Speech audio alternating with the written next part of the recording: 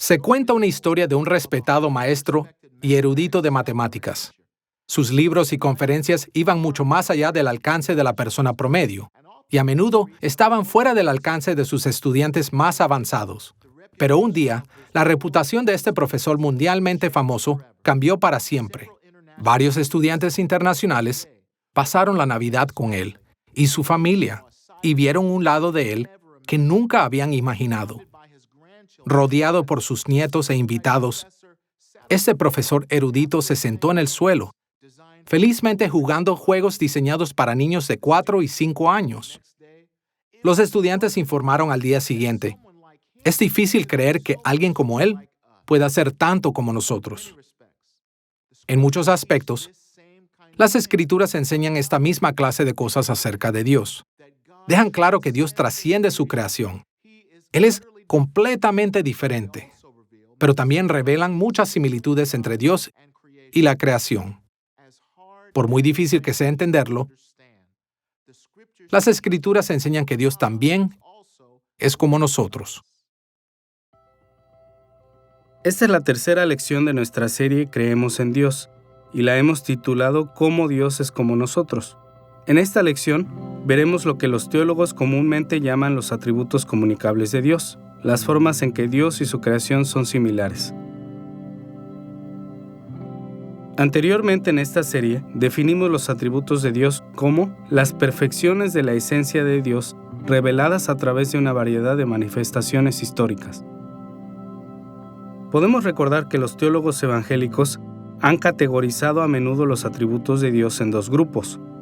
Los atributos incomunicables de Dios son las perfecciones de su esencia que lo hacen completamente diferente de su creación, y los atributos comunicables de Dios son las perfecciones de la esencia de Dios que son similares a las cualidades de su creación. En esta lección volveremos nuestra atención a esta segunda clase de perfecciones divinas, los atributos comunicables de Dios. Nuestra exploración de cómo Dios es como nosotros se dividirá en dos partes principales. Primero, exploraremos los fundamentos bíblicos para discutir esta faceta de la doctrina de Dios. Y segundo, exploraremos las perspectivas teológicas de los teólogos sistemáticos evangélicos sobre los atributos comunicables de Dios. Comencemos con los fundamentos bíblicos para examinar estos asuntos. Debido a nuestras limitaciones humanas, nos enfrentamos a innumerables misterios mientras exploramos lo que las Escrituras enseñan acerca de Dios. Y esto es cierto cuando tratamos con los atributos comunicables de Dios. En esta serie, hemos aprendido que Dios es completamente diferente a su creación, no solo en algunas de sus perfecciones, sino en todas de ellas. Pero al mismo tiempo, todos los que conocemos la Biblia, sabemos que a menudo describe a Dios y a su creación como si fueran muy similares. Palabras como santo, justo, recto, bueno, fiel, amoroso y poderoso se aplican tanto a Dios como a diversos aspectos de la creación. Por lo tanto, por muy difícil que sea para nosotros comprender cómo estas dos perspectivas encajan, la fe bíblica nos llama a afirmar que Dios es ambos, diferente y similar a su creación. Podemos resumir los fundamentos bíblicos para discutir el estudio de los atributos comunicables de Dios de varias maneras, pero para nuestros propósitos veremos solo dos direcciones. Primero, notaremos tres estrategias básicas que los autores bíblicos siguieron cuando trataron estos asuntos. Y segundo, consideraremos las perspectivas bíblicas sobre la humanidad que son cruciales para explorar las semejanzas entre Dios y la creación. Comencemos con las tres estrategias básicas que los autores bíblicos usaron para enseñarle a su audiencia acerca de Dios. En una lección anterior, mencionamos que los teólogos académicos medievales se enfocaron mucho en la teología natural. Ellos trataron de aprender acerca de Dios observando la naturaleza sin mucha atención directa a las Escrituras, e identificaron tres estrategias formales para discernir las verdades sobre Dios desde la naturaleza: el camino de la negación o vía negationis en latín, el camino de la causalidad o vía causalitatis y el camino de la eminencia o vía eminentiae.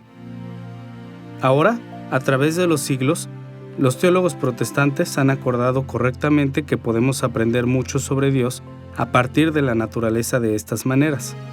Pero los protestantes también han enfatizado que necesitamos la guía de la revelación especial de las Escrituras. Las Escrituras sirven, por así decirlo, como anteojos que aportan claridad a lo que Dios ha revelado acerca de sí mismo en la revelación general. Como Juan Calvino escribió en su obra Institución de la Religión Cristiana, libro 1, capítulo 6, sección 1, porque como los viejos o los que tienen cualquier otra enfermedad de los ojos, poniéndose anteojos comienzan a leer claramente, de la misma manera la Escritura, recogiendo en nuestro entendimiento el conocimiento de Dios, que de otra manera sería confuso, y deshaciendo la oscuridad, nos muestra muy a las claras al verdadero Dios. La manera más simple de definir la teología natural sería lo que aprendemos en la naturaleza. La revelación especial habla de cómo Dios se revela, no en la naturaleza, ni en nosotros mismos, ni en el mundo que nos rodea, sino en las Escrituras y últimamente en Cristo. Y esto se aplica por medio de la obra de su Espíritu Santo. Y parece que la Biblia nos dice que las cualidades invisibles de Dios han sido claramente mostradas en el mundo que nos rodea en la creación, en Romanos capítulo 1 y en el Salmo 8. Y para los que tienen ojos para ver, eso está claro. El problema es que no tenemos ojos para ver. Estamos ciegos, y lo que Dios ha hecho es que se ha revelado de una manera especial, de una manera particular, finalmente en Cristo en la cruz, como lo atestigua su palabra en el Antiguo y el Nuevo Testamento. La revelación general siempre existe. Cuando miramos al cielo o cuando vemos la ley moral, esa es la revelación general. Cuando vemos la conciencia en el trabajo, en las personas, esa es la revelación general. Al final, lo único que la revelación general puede dar a la gente es saber que Dios existe, que Él es poderoso y eterno. Pero es solo a través de una revelación especial que podemos entender que este Dios eternamente existente y poderoso es santo, justo, bueno, amoroso y misericordioso. Entender la revelación especial es como encontrar la clave maestra y luego usarla para decodificar la revelación general. Todo se vuelve visible y claro después de eso. Para desempacar todo esto un poco, vamos a considerar cómo cada una de las 3 estrategias básicas aparece en las Escrituras. Primero, tocaremos brevemente el camino de la negación.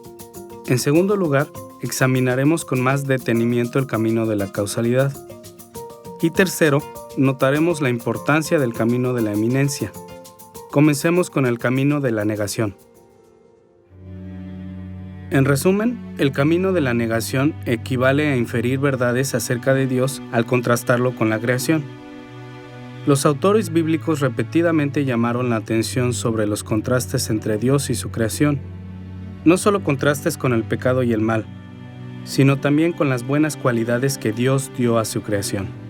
Y frecuentemente honraban a Dios señalando que Él trasciende todas las comparaciones. Por esta razón, este enfoque principalmente llama nuestra atención hacia los atributos incomunicables de Dios. Pero al hacerlo, establece el escenario para nuestro enfoque en los atributos comunicables de Dios. En última instancia, no podemos ver cómo Dios es como nosotros sin antes darnos cuenta de lo totalmente diferente que es de nosotros. Así, aunque esta lección se centra en los atributos comunicables de Dios, el camino de la negación en las Escrituras nos recuerda una y otra vez el gran misterio que, de una manera u otra, todos los atributos de Dios son incomunicables. A diferencia del camino de la negación, la segunda estrategia básica, el camino de la causalidad, nos dirige principalmente hacia los atributos comunicables de Dios. En las Escrituras, el camino de la causalidad abre un camino para discernir cómo Dios es como nosotros al comparar a Dios con las cosas buenas que ha hecho. La experiencia común nos enseña que una pintura refleja las habilidades, emociones y pensamientos de su artista, y una pieza de música refleja el talento y la imaginación de su compositor. Y como resultado, podemos aprender mucho sobre artistas y compositores estudiando lo que han hecho. En muchos sentidos, los autores bíblicos hicieron lo mismo cuando sacaron conclusiones sobre Dios de sus observaciones de lo que Dios había hecho. Sabiendo que Dios es la primera causa o creador, ellos dedujeron lo que debe ser verdad sobre Él al notar las buenas cualidades que Él otorgó a su creación. Las Escrituras usan el camino de la causalidad de 2 formas primarias. Por un lado, ofrecen comparaciones directas entre Dios y lo que ha hecho. Escuchemos, por ejemplo, la manera en que el Salmo 94, versículo 9, emplea esta estrategia. El que hizo el oído no oirá, el que formó el ojo no verá. Como vemos aquí, como Dios hizo el oído e hizo el ojo, podemos estar seguros de que Dios mismo tiene la capacidad de escuchar y ver. ¿Qué clase de Dios crea la belleza de la tierra, excepto el Dios que es bello? ¿Qué clase de Dios crea el orden, excepto el Dios que es ordenado? ¿Qué clase de Dios puede dar vida, excepto el Dios viviente? No hay fin a las verdades que podemos aprender acerca de Dios, notando las cosas buenas que Dios ha hecho.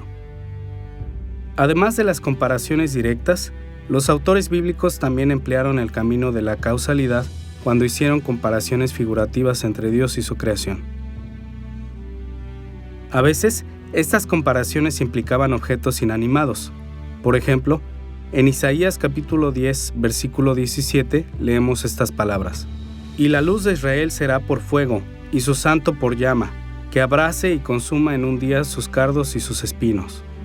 Como el contexto más amplio de este pasaje indica, Dios iba a destruir el imperio de Asiria. Para explicar cómo esto sucedería, Isaías se refirió a Dios metafóricamente como un fuego y una llama que abrazará y consumirá. En efecto, Isaías se basó en las similitudes entre las potencias consumidoras del fuego y el poder consumidor de Dios. El mismo tipo de razonamiento está detrás de otras metáforas para Dios, como las que aparecen en el Salmo 18, versículo 2, donde el salmista dice: Jehová, roca mía y castillo mío, y mi libertador, Dios mío, fortaleza mía, en él confiaré, mi escudo y la fuerza de mi salvación, mi alto refugio. Aquí vemos que el salmista comparó a Dios con varias cosas que Dios había hecho: una gran roca o una peña, un castillo, un escudo, una fuerza y un alto refugio. Él hizo esto para expresar cómo Dios lo había protegido y lo había asegurado contra sus enemigos. Las Escrituras también comparan a Dios con los animales. Por ejemplo, en Deuteronomio capítulo 32, versículos 10 y 11, Moisés dijo: Dios protegió y cuidó a Jacob, como un águila que agita el nido y revolotea sobre sus polluelos.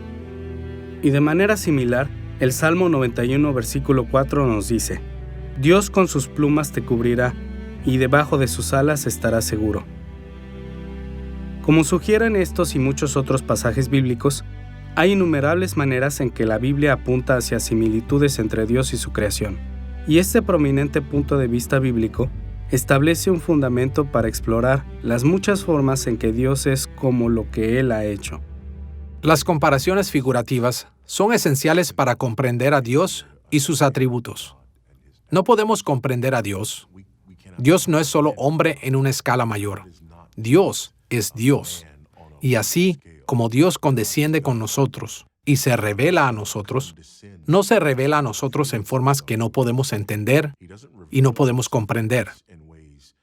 Pero la gracia y misericordia de Dios se manifiesta mientras Dios se revela a nosotros de maneras que están conectadas con las cosas que podemos entender.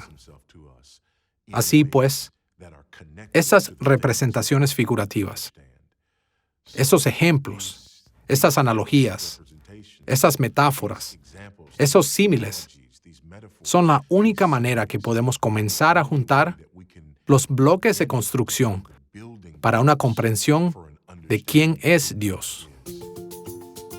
Además de las estrategias básicas del camino de la negación y del camino de la causalidad, las Escrituras también afirman el valor de la tercera estrategia medieval, el camino de la eminencia. El camino de la eminencia significa el camino de superioridad o grandeza. Este enfoque también nos ayuda a identificar los atributos comunicables de Dios, haciendo comparaciones entre Dios y su creación.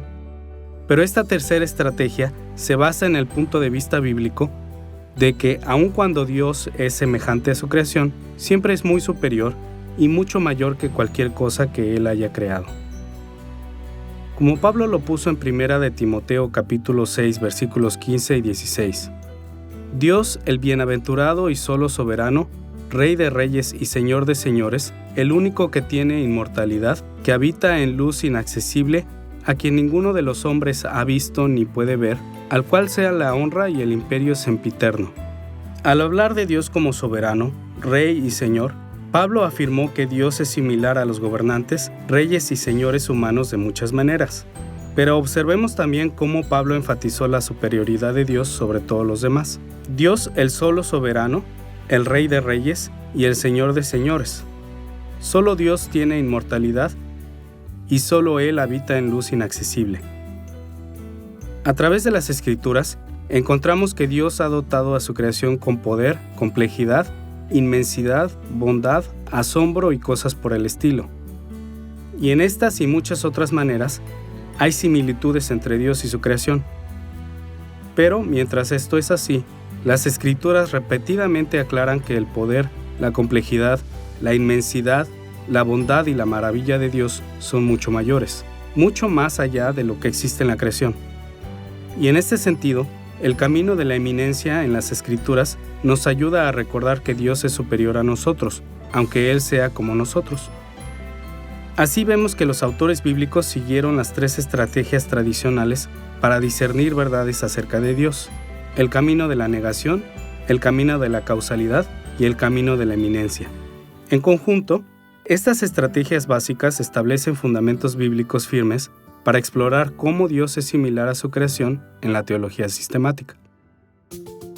Después de considerar las 3 estrategias básicas que ayudan a establecer los fundamentos bíblicos para discutir los atributos comunicables de Dios, veamos cómo las perspectivas cruciales de la Biblia sobre la humanidad también revelan cómo Dios es como su creación. Las Escrituras testifican que la creación en general es como Dios en muchos sentidos. Y podemos aprender mucho sobre Dios estudiando cuidadosamente su creación. Pero las Escrituras también enseñan que podemos aprender aún más acerca de Dios al reflexionar especialmente sobre los seres humanos. Dios ha concedido a la humanidad el honor de ser más como Él que cualquier otra faceta de la creación. Y esta semejanza establece una base bíblica firme para explorar las perfecciones comunicables de Dios. La ciencia moderna nos ha hecho más conscientes de las inmensas extensiones del universo. Por lo tanto, es fácil subestimar la importancia de los seres humanos. Somos solo pequeñas manchas de nuestro planeta. Nuestro planeta es poco más que un punto azul en nuestro sistema solar. Nuestro sistema solar es una porción minúscula de nuestra galaxia, y hay innumerables e inmensas galaxias en todo el universo. Por esta razón, puede parecer que los seres humanos somos demasiado insignificantes para ser considerados cuando queremos aprender acerca de Dios. Pero tan pequeños como somos, las Escrituras enseñan que en realidad los seres humanos somos la corona de la creación de Dios. Como leemos en el Salmo 8, versículos 3 al 5, «Cuando veo tus cielos, obra de tus dedos, la luna y las estrellas que tú formaste, digo, ¿qué es el hombre para que tengas de él memoria? ¿Y el Hijo del Hombre para que lo visites? Le has hecho poco menor que los ángeles y lo coronaste de gloria y de honra». Como nos dice este pasaje, la humanidad puede parecer pequeña e insignificante comparada con los cielos, pero a pesar de las apariencias, Dios realmente nos hizo un poco menor que los ángeles y nos coronó de gloria y de honra. Como el autor de Hebreos explicó en Hebreos capítulo 2, versículos 5 al 9, incluso la subordinación de la humanidad a los ángeles es solo temporal. Cuando Cristo regrese en gloria, los seres humanos que lo hemos seguido seremos exaltados por encima de los seres espirituales más grandes. En Génesis capítulo 1, versículo 26, las Escrituras reconocieron por primera vez el estatus especial de los seres humanos cuando Dios dijo: «Hagamos al hombre a nuestra imagen, conforme a nuestra semejanza». Como vemos aquí, en distinción de cualquier otra criatura, los seres humanos somos la imagen y semejanza de Dios. Ahora bien, toda la gama de esta enseñanza bíblica sobre la humanidad va mucho más allá del alcance de esta lección. Pero para nuestros propósitos aquí, simplemente señalaremos que las expresiones imagen y semejanza afirman que los seres humanos somos más semejantes a Dios que cualquier otra faceta de la creación. Dios hizo a los seres humanos como Él, para que pudiéramos servir como sus representantes reales y sacerdotales, llenando y subyugando la tierra para su gloria. Al principio, nuestros primeros padres estaban sin mancha. Más tarde, el pecado y la rebelión contra Dios corrompieron todas las facetas de la existencia humana. Pero pasajes como Génesis capítulo 9, versículo 6 y Santiago capítulo 3, versículo 9 indican que incluso los seres humanos rebeldes y pecadores seguimos siendo honrados como la imagen y semejanza de Dios. Y más que esto, Dios llama y equipa a hombres y mujeres a quienes Cristo redimió para que nos apartemos de nuestro pecado y seamos renovados a su semejanza. Como leemos en Efesios capítulo 4, versículos 22 al 24. En cuanto a la pasada manera de vivir, despojaos del viejo hombre, que está viciado conforme a los deseos engañosos, y renovaos en el espíritu de vuestra mente, y vestíos del nuevo hombre, creado según Dios, en la justicia y santidad de la verdad. Debido a que los seres humanos somos la imagen y semejanza de Dios, las Escrituras frecuentemente revelan quién es Dios comparándolo con los seres humanos. Pasajes como Mateo capítulo 7, versículo 11, se refieren a Dios como Padre y lo comparan con los padres humanos. Pasajes como Isaías capítulo 5, versículos 1 al 7 y Juan capítulo 15, versículo 1, compara a Dios con un jardinero. Dios es descrito como un rey en lugares como Números capítulo 23, versículo 21 y Primera de Timoteo capítulo 1, versículo 17. Y Dios es comparado con un pastor en lugares como Génesis capítulo 48, versículo 15 y Hebreos capítulo 13, versículo 20. Dios es comparado a un esposo en pasajes como Isaías capítulo 54, versículo 5. La lista sigue y sigue. Por supuesto, el camino de la eminencia nos recuerda que Dios es superior a cualquier padre humano, jardinero, rey, pastor o esposo. Pero estas y otras innumerables comparaciones demuestran que podemos aprender mucho acerca de Dios a través de nuestra comprensión de los seres humanos. ¿Se puede tener conciencia de Dios y sus atributos sin obtener conciencia alguna de nosotros mismos en el proceso? La respuesta es que, de hecho, las dos siempre van juntas. Juan Calvino hace este punto integral en su institución de la religión cristiana. Primero, tenemos el conocimiento de Dios y del yo. Sin el conocimiento de Dios, no hay conocimiento de uno mismo. Fuimos hechos para ser atraídos hacia Él, y hacia el conocimiento de Él nos lleva al conocimiento de nosotros mismos. Entonces, un conocimiento real de nosotros mismos es integral para conocerlo también a Él. A lo largo de la historia de la Iglesia, los teólogos cristianos han articulado una variedad de maneras en las que los seres humanos somos como Dios, pero en general se han concentrado en tres características humanas principales. Más adelante en esta lección las estudiaremos más a detalle, pero por ahora simplemente proporcionaremos una visión general de estas tres características humanas. En primer lugar, los teólogos han enfatizado lo que las Escrituras enseñan sobre el carácter intelectual de los seres humanos. Aun y cuando nuestra caída en el pecado ha corrompido nuestras mentes, todavía somos intelectualmente superiores a otras criaturas terrenales. Ciertamente, la mente de Dios es mucho más grande que la mente humana, pero nuestras habilidades intelectuales de criatura nos hacen similares a Dios.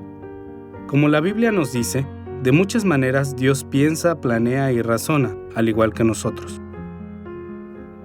En segundo lugar, los teólogos a menudo han subrayado el carácter volitivo de los seres humanos, el hecho de que Dios nos ha dotado de la voluntad humana. Una vez más, el pecado ha corrompido la voluntad humana, pero a diferencia de una roca o algún otro objeto inanimado, Dios nos ha dotado con la capacidad de tomar decisiones. Sabemos, por supuesto, que la voluntad de Dios es muy superior a la voluntad humana, pero nuestra capacidad de ejercer nuestra voluntad nos hace parecernos a Dios. En tercer lugar, los teólogos han subrayado el carácter moral de los seres humanos como otra forma en que somos como Dios. A diferencia de cualquier otra criatura física, nuestros pensamientos y elecciones tienen cualidades morales. Ahora bien, el carácter moral de Dios es completamente perfecto y por lo tanto muy por encima de todo lo que podríamos lograr. Pero aún así, junto con los ángeles y los demonios, los seres humanos somos considerados responsables por las cualidades morales de las decisiones que tomamos. Más adelante en esta lección, veremos cómo el énfasis de la Biblia en estas tres características humanas ha proporcionado la dirección para que los teólogos sistemáticos exploren los atributos comunicables de Dios. Lo que las Escrituras dicen sobre las cualidades intelectuales, volitivas y morales de la existencia humana ha ocupado un lugar central en las discusiones formales de cómo Dios es como su creación. Ahora que hemos tocado los fundamentos bíblicos para explorar cómo Dios es como nosotros, podemos pasar a nuestro segundo tema principal, las perspectivas teológicas sobre este tema que se han desarrollado en la teología sistemática formal. Una cosa es reconocer las diversas formas en que las Escrituras enseñan que Dios es como su creación. Pero como veremos, es algo muy diferente entender cómo los teólogos sistemáticos han construido sobre estos fundamentos bíblicos. Los teólogos cristianos tradicionales han tratado de determinar con la mayor exactitud posible cómo las perfecciones infinitas, eternas e inmutables de Dios son comunicables. Y para hacer esto, han hecho una serie de preguntas cruciales. Por ejemplo, ¿cuáles son estos atributos? ¿Cómo se reflejan en la creación, especialmente en los seres humanos? ¿Cuál es la mejor manera de formular perspectivas coherentes sobre esta faceta de la teología propia? Hay muchas maneras de describir estas perspectivas teológicas sobre los atributos comunicables de Dios, pero tocaremos solo 4 cuestiones. Primero, resumiremos 2 procesos que los teólogos sistemáticos tradicionales han seguido al abordar este tema. Segundo, nos centraremos en varios documentos históricos que representan la corriente principal de las perspectivas protestantes sobre estas perfecciones divinas. Tercero, exploraremos la organización de los atributos comunicables de Dios en la teología sistemática tradicional. Y cuarto, tocaremos varias implicaciones de estas perspectivas formales. Empecemos por los procesos que han seguido los teólogos sistemáticos. Como dijimos en una lección anterior, uno de los mayores retos que enfrentan los teólogos sistemáticos es que las enseñanzas bíblicas sobre los atributos de Dios están esparcidas por todas las Escrituras. La Biblia nunca nos da una lista completa y autorizada de los atributos de Dios, y nunca los define ni los explica metodológicamente. Así que para cumplir su tarea, los teólogos sistemáticos han tenido que discernir estas diversas formas y colores y sintetizarlos en retratos compuestos o vitrales, por así decirlo. Estos vitrales, entonces, nos dan una visión coherente de los atributos comunicables de Dios. Para crear esta síntesis, los teólogos sistemáticos han empleado una serie de procesos. Por cuestiones de tiempo, tocaremos solo 2 de los muchos procesos que los teólogos sistemáticos han seguido.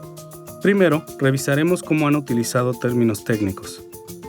Y segundo, consideraremos cómo han formulado proposiciones teológicas. Veamos su uso de términos técnicos. Las Escrituras usan una amplia gama de vocabulario para significar las perfecciones comunicables de Dios. De hecho, los autores bíblicos a menudo utilizan diferentes expresiones para indicar los mismos conceptos. Y también usaron los mismos términos en varios pasajes para indicar conceptos diferentes. Así, para crear síntesis fieles de las enseñanzas bíblicas acerca de los atributos de Dios, los teólogos han adoptado términos técnicos. En otras palabras, han elegido utilizar ciertas expresiones y han asignado a estas expresiones significados especiales. Ahora bien, si cada teólogo sistemático usara los mismos términos técnicos de la misma manera, las discusiones formales de los atributos comunicables de Dios serían mucho más simples. Pero no lo hacen. Por ejemplo, algunos teólogos han hablado de la sabiduría de Dios como una amplia categoría que incluye el conocimiento de Dios. Pero otros teólogos han insistido en distinguir agudamente entre la sabiduría y el conocimiento de Dios. De manera similar, algunos teólogos se han referido a la bondad de Dios como una amplia categoría. Han incluido lo que las Escrituras enseñan acerca de la gracia, la misericordia y el amor de Dios y los términos y expresiones relacionadas con su bondad. Otros teólogos, sin embargo, han definido la bondad, la gracia, la misericordia y el amor de Dios de maneras muy específicas. Por estas y otras razones similares, siempre es importante no preocuparse demasiado por las palabras particulares que los teólogos sistemáticos eligen usar. El objetivo de la teología evangélica sistemática es crear resúmenes fieles de los conceptos de las Escrituras, no imitar el diverso vocabulario de las Escrituras. Y los conceptos bíblicos acerca de Dios pueden expresarse en una variedad de términos técnicos. Los teólogos han organizado los atributos de Dios de muchas maneras diferentes. Y realmente, todo esto es una forma de entender mejor quién es Dios. Cuando hablamos de los atributos comunicables de Dios, cosas como el amor o la verdad, por ejemplo, hay muchas otras cosas que podríamos enumerar. Algunas personas tienen listas pequeñas, otras grandes.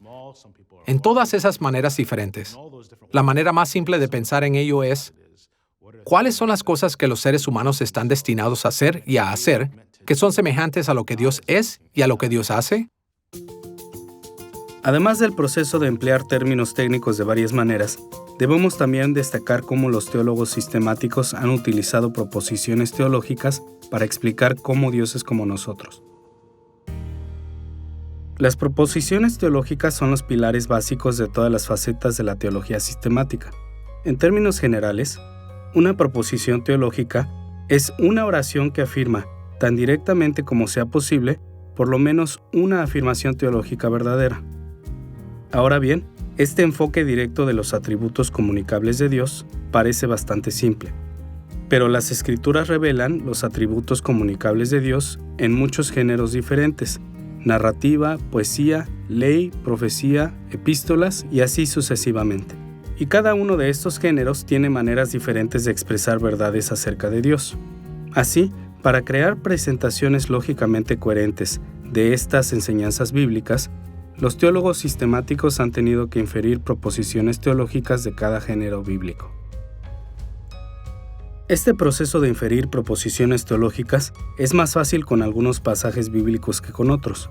Por ejemplo, las Escrituras contienen muchas afirmaciones que ya están en forma de proposiciones acerca de las perfecciones de Dios. Los cantos poéticos de David en el Salmo 34, versículo 8, nos dicen: «Es bueno Jehová». En la epístola de Primera de Juan capítulo 4, versículo 8, leemos que Dios es amor. Esta clase de proposiciones bíblicas encajan fácilmente en discusiones teológicas formales sobre los atributos comunicables de Dios. Otras escrituras ofrecen lo que equivale a descripciones más bien directas de Dios. Por ejemplo, en el libro profético de Isaías, en el capítulo 1, versículo 4, encontramos que Dios es descrito como el Santo. No es difícil ver cómo los teólogos sistemáticos han transformado esta descripción en la sencilla afirmación Dios es santo. Y en el género de la ley en Deuteronomio capítulo 7, versículo 9, Dios es descrito como el Dios fiel. En otras palabras, Dios es fiel. Pero no todos los pasajes bíblicos encajan tan fácilmente en la teología sistemática formal. Al tratar con narraciones bíblicas, a menudo podemos inferir muchas afirmaciones diferentes de la misma historia. Por ejemplo, el relato de la creación en Génesis capítulo 2 ilustra que Dios es poderoso, que Dios es sabio y que Dios es bueno. La historia de Sodoma y Gomorra en Génesis capítulo 19 ilustra que Dios es santo, Dios es misericordioso y Dios es justo. Cada narrativa bíblica ha dado a los teólogos sistemáticos la oportunidad de inferir una variedad de afirmaciones sobre los atributos comunicables de Dios. También vemos los atributos comunicables de Dios en lugares donde la Biblia depende en gran medida de figuras de lenguaje como metáforas, símiles y analogías. Esto es especialmente evidente en la poesía bíblica. Por ejemplo, pasajes poéticos como el Salmo 89, versículo 26, y pasajes proféticos como Isaías capítulo 64, versículo 8, hablan de Dios como Padre, una metáfora que nos dice muchas cosas diferentes acerca de Dios. Pero en vez de usar la multifacética imagen de Dios como Padre, los teólogos sistemáticos han estado más inclinados a proposiciones directas como Dios es bueno. Los pasajes poéticos como el Salmo 24, versículo 8 y Éxodo capítulo 15, versículo 3 y pasajes narrativos como Josué capítulo 23, versículo 10 retratan a Dios como un guerrero. Pero los teólogos sistemáticos típicamente han reducido su enfoque a la afirmación Dios es poderoso. Y sobre la base de pasajes poéticos como el Salmo 118, versículo 27, y la epístola de Primera de Juan, capítulo 1, versículo 5, podríamos decir que Dios es luz. Pero los teólogos sistemáticos han sido más propensos a traducir esta metáfora en la afirmación Dios es moralmente puro. Podemos ver que las figuras de comparación como estas revelan que Dios es como su creación, y de muchas maneras, el empleo del lenguaje figurativo enriquece nuestras discusiones sobre los atributos comunicables de Dios. Pero los teólogos sistemáticos se han centrado más en presentar estas mismas verdades acerca de Dios en forma de proposiciones teológicas directas. Y al hacerlo, han sido capaces de crear enseñanzas lógicamente coherentes sobre los atributos comunicables de Dios. La cuestión del método teológico se centra en las Escrituras porque son la fuente primaria y la autoridad absoluta o norma para toda nuestra teología. Y cuando vamos a ella, siempre estamos tratando de hacer la pregunta, la cuestión teológica de las Escrituras. ¿Qué es lo que nos está enseñando aquí? Ahora, cuando lo hacemos, a medida que nos introducimos en las Escrituras, lo que inmediatamente encontramos es que no son un manual de teología sistemática o algo parecido. Las Escrituras tienen una narrativa general estructurada y, por supuesto, la mayoría son narrativas en un sentido más estricto o propio. También tenemos los salmos, parábolas y muchos otros géneros que encontramos ahí. Por lo tanto, nos enfrentamos a importantes preguntas exegéticas acerca de cómo pasar de la comprensión del texto, tal como se nos ha dado, a los tipos de doctrina, obteniendo la enseñanza de ese texto de tal manera que pueda ser útil para la formulación y argumentación teológica. Y hay, por supuesto, declaraciones en las Escrituras que son muy directas acerca de Dios. Pero mucha de la teología que se nos da en las Escrituras, en realidad requiere trabajar ese tipo de conclusiones basadas en lo que ha sido escrito. Pero tenemos que emplear ciertos principios exegéticos básicos para entender el texto correctamente en sus propios términos. Y cuando lo hayamos hecho, tendremos una visión de quién es Dios.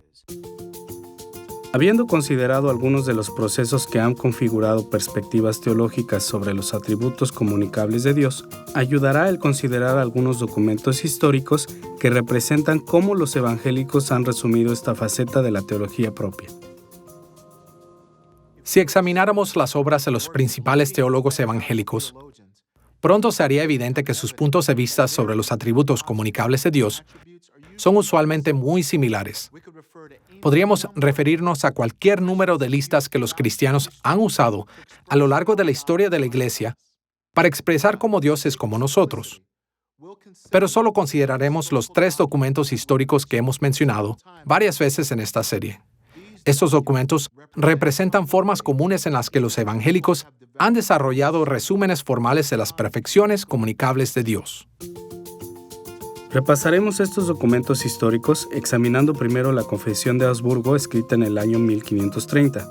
Luego examinaremos la Confesión belga de 1561 y por último examinaremos el Catecismo Menor de Westminster escrito en el año 1647. Comencemos con la Confesión Luterana de Augsburgo. Recordemos cómo el primer artículo de la Confesión de Augsburgo resume los atributos de Dios. Hay una esencia divina que se llama y que es Dios, eterno, incorpóreo, sin partes, de poder, sabiduría y bondad infinitos. Este artículo primero menciona elementos que comúnmente han sido identificados como atributos incomunicables de Dios, es decir, cómo es diferente de su creación. Pero la confesión también menciona el poder, sabiduría y bondad de Dios. Estos 3 atributos se identifican comúnmente como atributos comunicables, o formas en que Dios es como su creación y especialmente como los seres humanos. Dios ha dotado a la creación de cada una de estas perfecciones, pero a menor escala. Pasajes como el Salmo 68, versículos 34 y 35, enseñan que Dios posee poder y que ha dotado a su creación con un poder similar, aunque menor. Pasajes como Daniel capítulo 2, versículos 20 y 21, revelan que Dios posee la sabiduría y que ha concedido un grado de sabiduría a los seres humanos. Y pasajes como el Salmo 119, versículo 68, y 2 de Pedro capítulo 1, versículos 3 al 5, indican no solo que Dios es bueno, sino también que Él ha puesto la bondad en su creación. Así, basándonos en las enseñanzas de las Escrituras, podemos decir con razón que el poder de Dios, su sabiduría y su bondad son todos atributos comunicables.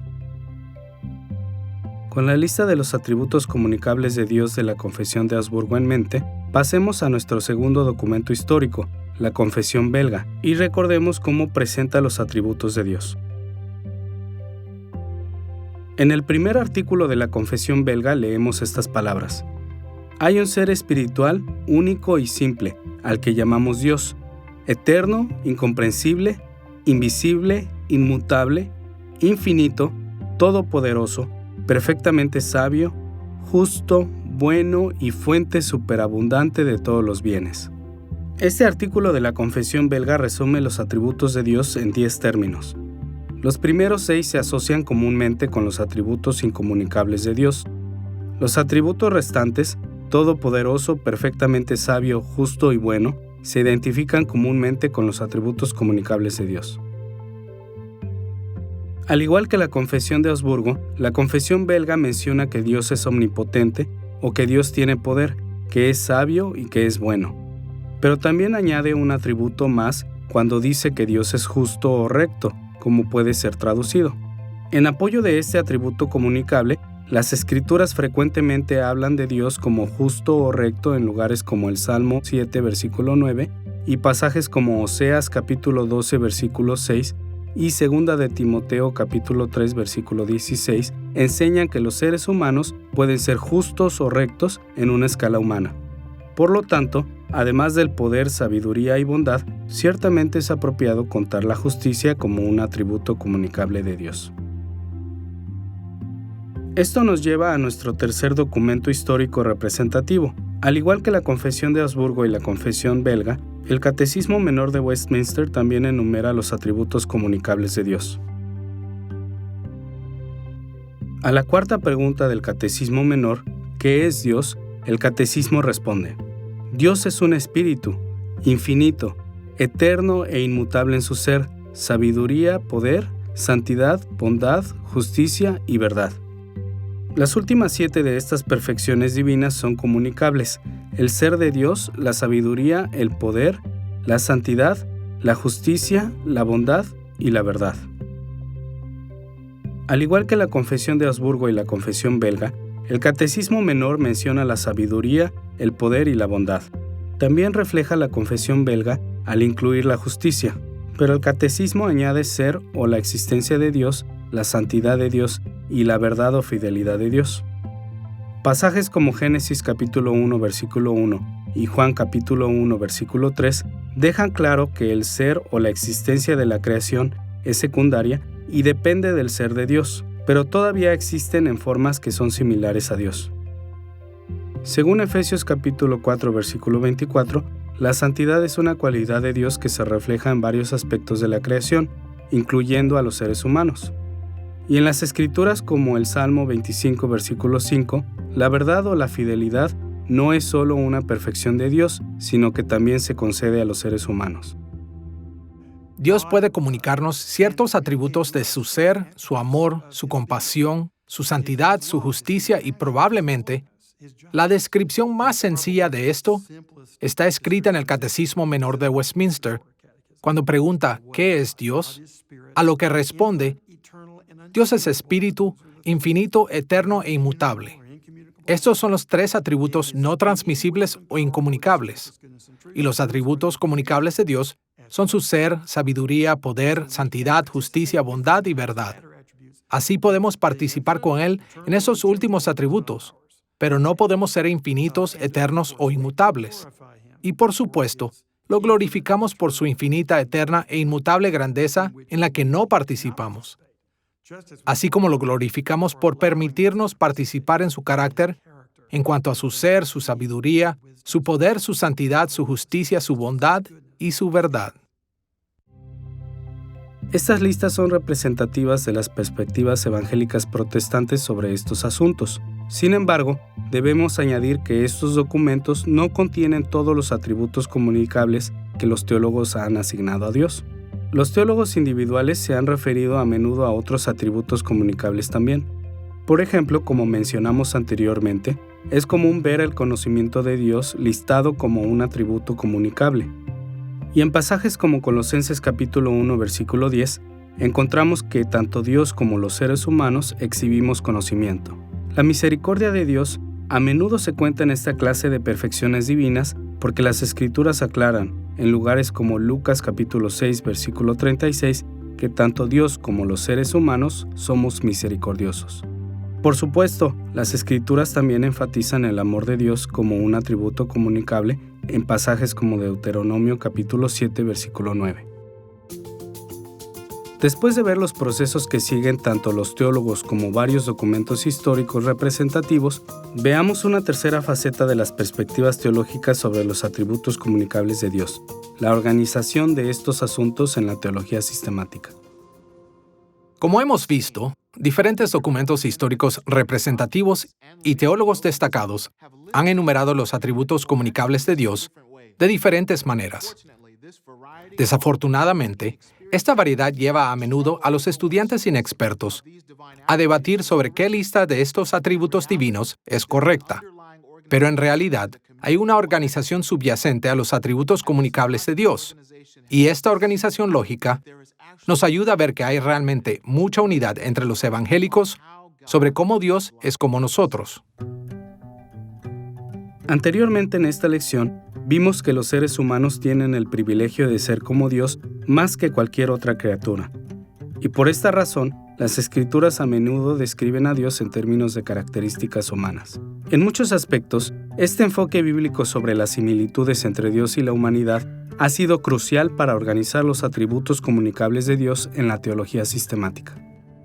Teólogos sistemáticos a lo largo de los siglos, credos, confesiones y similares, han organizado los atributos comunicables de Dios, pero en general, cuando observamos y comenzamos a hacer preguntas de por qué se toma este primero, este otro en segundo lugar y este en tercero, el principio principal que aparece una y otra vez de diferentes maneras es que la gente organiza los atributos comunicables de Dios de acuerdo con las maneras en que entienden quiénes son las personas. Y la razón de esto es porque somos la imagen y la semejanza de Dios, y los atributos comunicables de Dios son las formas en que Él es como nosotros. Quiero decir, el hecho es que la Biblia no nos da una lista de los atributos comunicables de Dios. Los inferimos de las Escrituras, y cuando usamos la conexión o la similitud entre Dios y la gente como nuestra manera de pensar acerca de estos atributos de Dios, entonces lo que pensamos acerca de las personas afecta la organización de lo que hacemos.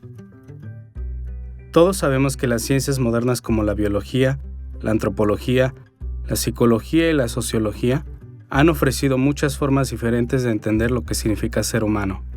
Algunas de estas perspectivas modernas tienen mucho que ofrecer. Otras malinterpretan la verdadera naturaleza de la humanidad. Pero, como mencionamos antes, la teología sistemática tradicional se ha concentrado en tres maneras principales en que los seres humanos son únicos como Dios: nuestras capacidades intelectuales, nuestras capacidades volitivas y nuestro carácter moral. Esta triple evaluación de lo que significa ser hecho a imagen de Dios ha influenciado profundamente cómo los teólogos sistemáticos han organizado los atributos comunicables de Dios. En general, todas las perfecciones comunicables de Dios pueden agruparse en tres grandes categorías de atributos divinos que corresponden a las formas en que la humanidad es como Dios: los atributos intelectuales de Dios, sus atributos volitivos y sus atributos morales.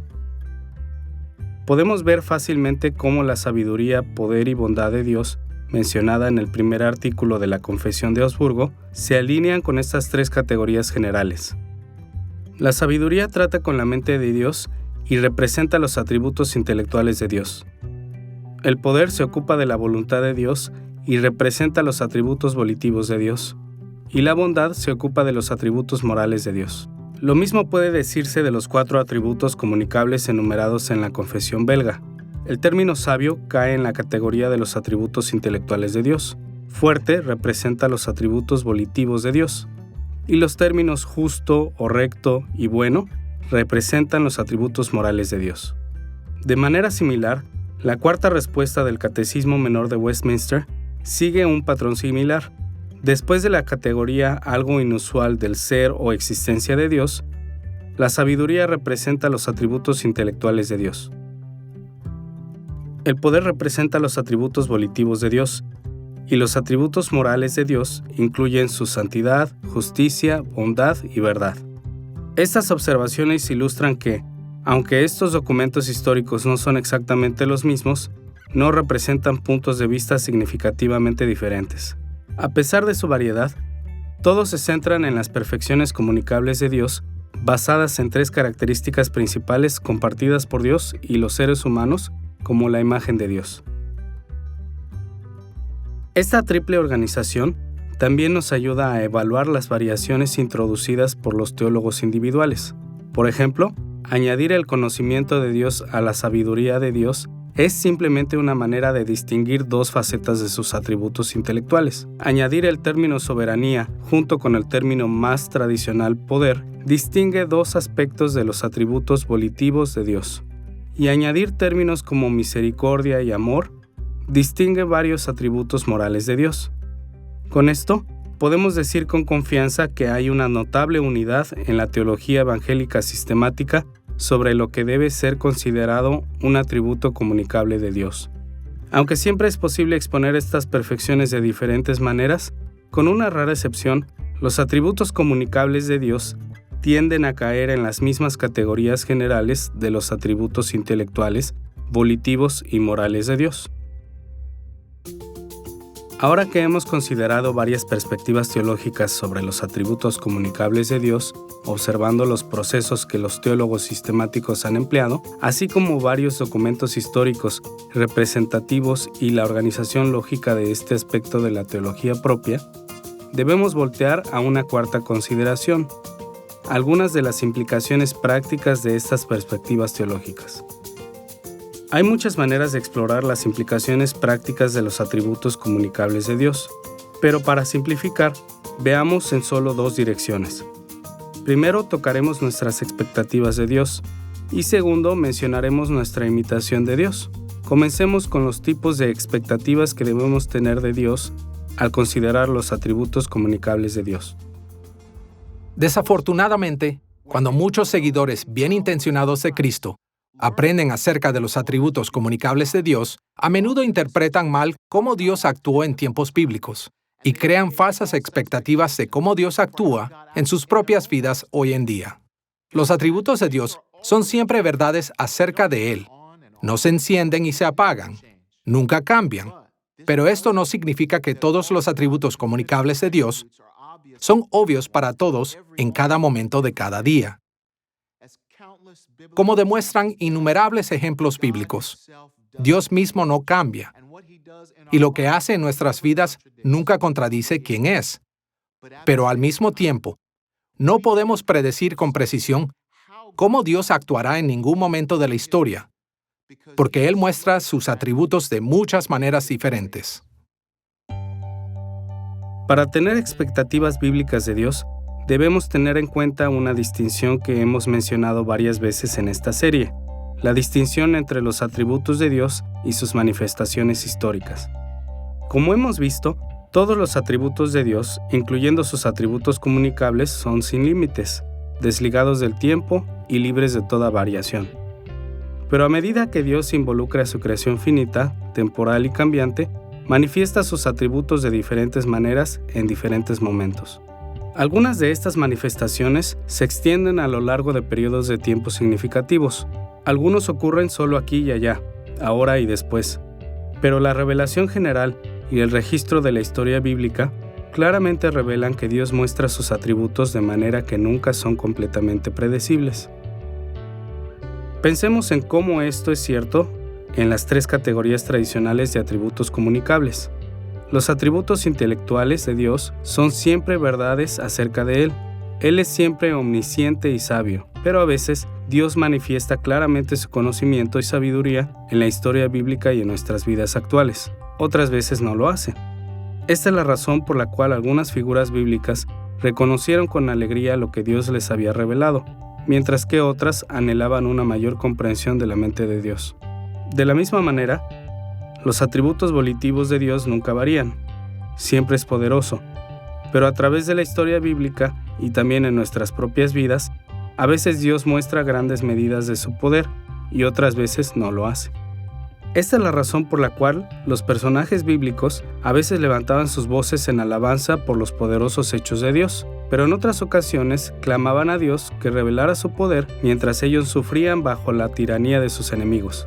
Y lo mismo se puede decir de los atributos inmutables morales de Dios. Dios siempre es bueno, santo, justo, verdadero, amoroso, misericordioso y lleno de gracia. Pero la historia bíblica y nuestra propia experiencia humana dejan poca duda de que Dios claramente muestra estos atributos morales de diferentes maneras. A veces, su bondad es fácil de ver, pero en otras ocasiones, su bondad es difícil de discernir. Es por eso que tantos personajes bíblicos ofrecieron acción de gracias por las bendiciones que recibieron, mientras que otros se lamentaron por los problemas y pruebas que sufrieron. Como estas variaciones demuestran, distinguir los atributos comunicables de Dios en las formas en que estos atributos se manifiestan en la historia es crucial para tener las expectativas correctas acerca de Dios. Bueno, creo que el poder ver la sabiduría, el amor, el poder de Dios y ese tipo de cosas en la creación en general es más un problema de la perspectiva humana que de Dios mismo. Uno de mis muy necesarios recordatorios de las Escrituras viene del Salmo 73, donde el salmista comienza con un lamento sobre la prosperidad de los ricos y malvados y ese tipo de cosas. Y en vano he limpiado mi corazón, pues he sido azotado todo el día. Pero luego está el punto de inflexión a la mitad del Salmo donde dice, fue duro trabajo para mí, hasta que entrando en el santuario de Dios, comprendí el fin de ellos. Agustín puede hablar, por ejemplo, de la necesidad de la sanación del alma, que el pecado ha hecho tanto en nosotros que pensamos, procesamos, entendemos las cosas mal, porque nuestras almas necesitan la sanidad de Dios. Y es solo cuando Dios hace una obra que realmente podemos percibir e interpretar apropiadamente. Por lo tanto, el problema no es con Dios, sino con nuestra percepción. Y solo puedo decir que cuando una persona se acerca a Dios, simplemente empieza a ver más claramente cómo se desarrollan estos atributos ideales y las obras de Dios. Pero no es problema de Dios, es nuestro. Las implicaciones prácticas de los atributos comunicables de Dios no solo afectan a nuestras expectativas de Dios, también señalan la importancia de nuestra imitación de Dios. Las Escrituras nunca llaman a la gente a tratar de imitar o parecerse a los atributos incomunicables de Dios. No nos exhortan a ser infinitos, eternos o inmutables. Por el contrario, las Escrituras nos llaman a humillarnos en alabanza y adoración a Dios porque Él es tan maravillosamente diferente de nosotros en estas formas. Pero las implicaciones prácticas de los atributos comunicables de Dios van en una dirección diferente. Por supuesto, debemos adorar a Dios por estas perfecciones, pero una y otra vez, las Escrituras nos invitan a imitar los atributos comunicables de Dios. Por ejemplo, en Lucas capítulo 6, versículo 36, Jesús dijo, «Sed, pues, misericordiosos, como también vuestro Padre es misericordioso». Aquí, Jesús dijo a sus discípulos que imitaran la misericordia de Dios, y estableció el estándar para lo que la misericordia humana debe ser. Debe ser como el atributo moral de la misericordia de Dios. Pablo también dio instrucciones similares en Efesios capítulo 4, versículo 32, cuando escribió, «Antes, sed benignos unos con otros, misericordiosos, perdonaos unos a otros como Dios también los perdonó a vosotros en Cristo». Imitar la bondad de Dios en su benevolencia y compasión es el estándar de bondad para todos los que siguen a Cristo. De manera similar, 1 de Pedro capítulo 1 versículos 15 y 16 nos dice, «Sino como aquel que os llamó es santo, sed también vosotros santos en toda vuestra manera de vivir, porque escrito está, sed santos porque yo soy santo». Aquí el autor interpretó el llamado frecuente a la santidad que se encuentra en el libro de Levítico, como un llamado a ser como Dios. Las Escrituras son claras de que Dios es santo. Y en 1 de Pedro, somos llamados a ser santos porque Él es santo. Un pastor me dijo una vez que somos las únicas personas en el planeta que pueden reflejar esta naturaleza del carácter de Dios, que es su santidad. Y así, cuando estamos caminando en santidad, cuando nos apartamos del pecado, estando separados del mundo en ese aspecto, no solo estamos haciendo lo que Dios nos llamó a hacer, no solo estamos alejándonos del pecado porque Él nos llamó y nos lo pidió, sino que en realidad estamos reflejando una característica vital de Dios hacia otras personas. Y así, el mundo puede ver nuestra santidad, ver que estamos apartados y ven la característica más importante de la naturaleza de Dios. Y pienso que bíblicamente hablando, debemos ser santos porque Él es santo, y lo hacemos no solo para complacer al Señor, sino para reflejar su carácter. Tanto en el Antiguo como en el Nuevo Testamento, Dios llama a su pueblo a ser santo como Él es santo. Y por eso, la santidad de Dios es algo que tiene una tremenda importancia práctica para el pueblo de Dios en cada era. Y la santidad implica por lo menos dos cosas. Significa, por un lado, estar separado de algo, y en este caso significa estar separado del pecado. Como el pueblo de Dios, somos llamados a no tener nada que ver con el pecado. Pero entonces, positivamente, significa estar conformados a Dios moralmente, ser como Él, tanto como cualquier criatura puede ser.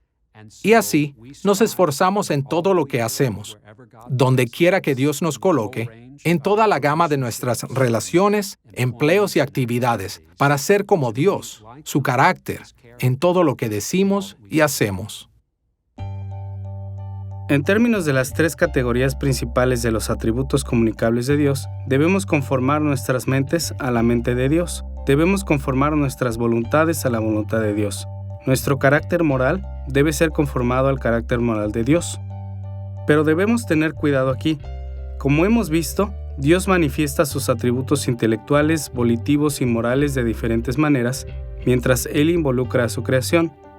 Y en muchos aspectos, lo mismo debe ser verdad para todos los que buscan imitar a Dios. Pensar que los pensamientos de Dios, después de Él, significan cosas diferentes en diferentes circunstancias. Para ejercer nuestras voluntades como Dios lo quiere, debemos actuar de diferentes maneras en diferentes momentos. Para reflejar el carácter moral de Dios, se requiere que vivamos en los caminos correctos en los momentos correctos. Por esta razón, el pueblo fiel de Dios debe aprender a imitar a Dios a la luz de todo lo que Él ha ordenado en las Escrituras. Las Escrituras nos proporcionan innumerables instrucciones para guiarnos mientras vivimos nuestras vidas diarias. Aprendamos a mostrar la sabiduría de Dios en diversas circunstancias, aplicando todo lo que la Biblia enseña. Aprendemos a imitar el poder de Dios en diferentes circunstancias, estudiando las muchas formas en que somos llamados a ejercer nuestra voluntad en obediencia a Dios.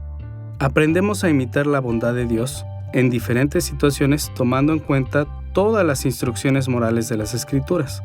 Nos sometemos a las diversas enseñanzas de las Escrituras con la plena confianza de que el Espíritu Santo está trabajando en nuestras vidas, preparándonos para el día en que estaremos totalmente conformados a Cristo.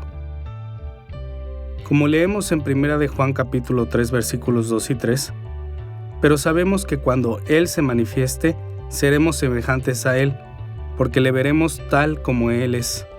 Y todo aquel que tiene esta esperanza en Él se purifica a sí mismo, así como Él es puro. En esta lección hemos explorado cómo Dios es como nosotros, examinando los atributos comunicables de Dios. Hemos visto los fundamentos bíblicos para este esfuerzo en las formas en que los autores bíblicos compararon a Dios con su creación, especialmente con seres humanos hechos a su imagen. Y más allá de esto, también hemos investigado cómo los teólogos sistemáticos han desarrollado una serie de perspectivas teológicas formales sobre estos atributos divinos. Hemos notado los procesos que usan, listas representativas en documentos históricos, su organización lógica de los atributos comunicables de Dios y algunas de las implicaciones prácticas de estas perspectivas teológicas para los seguidores de Cristo. Por difícil que pueda ser entenderlo, Dios es muy diferente de todos los aspectos de su creación. Pero como hemos visto en esta lección, Él también es como nosotros en muchas maneras. Y lo que hemos visto en esta lección sobre los atributos comunicables de Dios es mucho más que mera teoría. A medida que comprendemos esta faceta de la doctrina de Dios, entendemos más profundamente quién es Dios. Y también entendemos más plenamente el tipo de personas que Dios quiere que seamos todos los días de nuestras vidas.